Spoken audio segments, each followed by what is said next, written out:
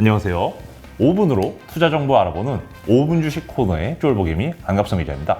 올해 초부터 주식시장은 한국 주식 또는 미국 주식을 가릴 것 없이 많이 내려간 상태입니다. 이것 때문에 많은 투자자분들이 올해 주식 투자를 계속하는 게 맞는지 고민하고 계신 것 같습니다.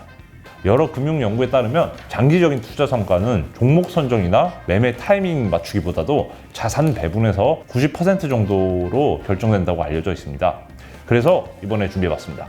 올해 주식 투자를 계속해야 하는지 아니면 주식 말고 다른 투자처로 눈을 돌려야 하는지 여부를 판단하기 위한 기준으로 페드 법칙 또는 그린스펀의 법칙을 살펴보도록 하겠습니다. 투자자가 투자를 할 때 가장 먼저 결정해야 하는 문제가 바로 자산 배분인데요. 주식 말고 예적금이나 채권, 부동산 등 다양한 자산군별로 얼마나 자금을 분배할지 정한 다음에 각 자산군별로 세부적인 투자 대상을 결정해야 됩니다. 이때 각 자산군의 기대 수익률을 서로 비교해서 자산 배분의 판단 기준으로 삼기 위해서 페드 법칙 또는 그린스펀의 법칙을 활용할 수 있습니다. 이 법칙은 앨런 그린스펀 전 연준 의장이 자산별로 과매수나 과매도 여부를 판단할 때 사용했다고 해서 붙여진 이름입니다. 쉽게 말하면 주식의 기대 수익률이 채권보다 높으면 주식에 투자하고 그 반대로 채권의 기대 수익률이 주식보다 높다면 채권에 투자하는 방식인데요. 한국 투자자산 중에서 코스피로 대표되는 한국 주식과 국고채로 대표되는 한국 국채 두 가지만 고려해서 한번 페드 법칙을 적용해 보겠습니다. 페드 법칙을 코스피와 국고채에 적용하기 위해서는 코스피의 기대 수익률과 국고채의 기대 수익률 총 두 가지를 알면 되는데요. 먼저 코스피의 기대 수익률은 한국거래소에서 거래일마다 산정해 발표하는 코스피 PER을 통해서 구할 수 있습니다. 코스피의 PER은 한국거래소의 정보 데이터 시스템인 data.krx.co.kr을 통해서 얻을 수 있습니다. 실제로 제가 검색을 통해서 지난주 금요일인 5월 13일 종가 기준으로 코스피 PER을 구해봤는데요. 10.79배가 나와 있습니다. 또 코스피 중에서도 우량하고 대형주만 좀 골라 모은 소위 블루칩이라고 하죠. 블루칩만 모은 코스피 200의 PER은 9.61배로 나왔습니다. 주식의 기대 수익률은 PER을 사용하면 얻을 수 있습니다.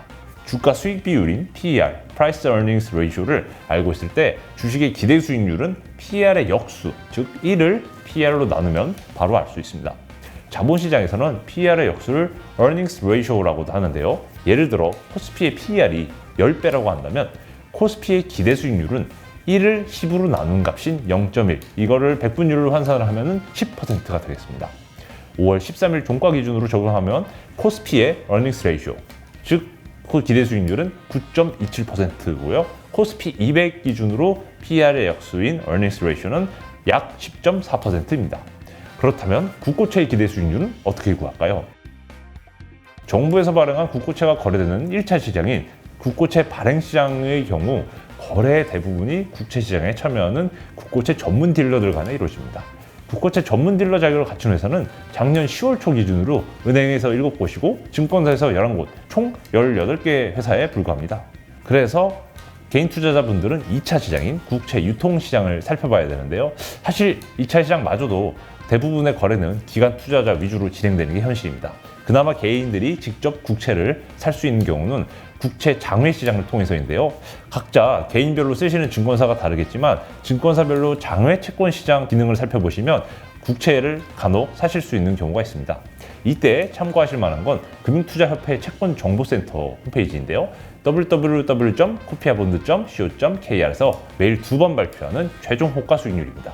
최종 호가 수익률은 금융투자협회가 매 6개월마다 채권 거래가 많은 10개 금융투자회사를 선정해서 채권 시장을 대표하는 주요 채권에 대해서 매일 오전 11시 반, 오후 3시 반을 기준으로 최종 거래 수익률 또는 거래가 없는 경우 호가 수익률을 접수해서 발표하는 산술 평균 수익률을 의미합니다. 채권 시장을 대표하는 채권 장마감 수익률 평균 지표이기도 하고요. 주식 시장으로 따지자면 종가에 해당하는 개념입니다. 저희는 여기서 5월 13일 오후에 마감 기준으로 국고채 시장에서 가장 거래가 활발한 대표물인 국고채 3년물과 국고채 10년물을 기준으로 살펴보겠습니다. 금융투자협회에 따르면 5월 13일 기준 국고채 3년물 수익률은 2.911%, 10년물 수익률은 3.221%입니다. 자, 이제 마지막 단계입니다.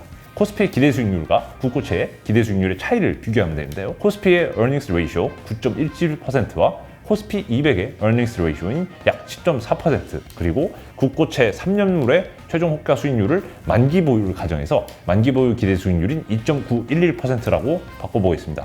주식의 earnings 레이쇼에서 무이음 수익률, 이건 국고채 기대 수익률이라고 보시면 되겠습니다.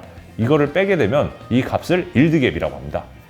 5월 13일 종가 기준으로 코스피 국고채 3년물간 일드갭은 6.359%, 코스피 200과 국고채 3년물간 일드갭은 7.489%입니다. 자, 이걸 개인적인 3년의 투자 기간이라고 잡았을 때요, 3년 동안 연평균 목표 수익률인 IRR이라고 치면 이걸 비교해서 일드갭이 IRR보다 높으시면은 주식을 사야 되고요, 일드갭이 IRR보다 작다면 국고채를 사시면 되겠습니다. 이상 성공적인 자산 배분으로 안정적인 투자 성과 내시길 바라겠습니다. 5분 주식의 쫄보개미 안갑성 기자였습니다.